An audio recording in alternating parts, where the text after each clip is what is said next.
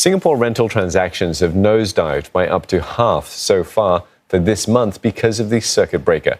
That's according to some property firms. And experts say it's likely that the COVID-19 pandemic will send ripples through the rental market beyond this current period. Kelly Wong with more. The number of people looking to rent has slowed to almost a trickle, with stricter border controls and with everyone urged to stay home. For the first 2 weeks this month, real estate firm Oh My Home says it's seen rental transactions plummet by more than half compared to last year. Likewise, property firm ERA says its volume of full-month April rental transactions is heading towards a nearly 30% plunge from last year. But market watchers say it's still too early to tell if long-term rental income has been affected badly.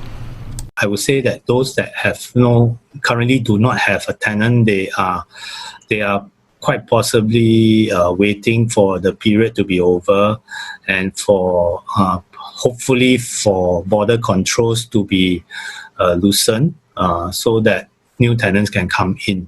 We are not seeing urgent sales due to the fact that there's no tenant. Most landlords are not tremendously under pressure at the moment. They are still holding out because with the hope that this period will not last. But Mr. Lim adds some landlords might start to cut losses and sell their properties if things don't get better in the next 6 months. Another expert says the effects of the pandemic will have long-lasting effects on rentals even after the circuit breaker.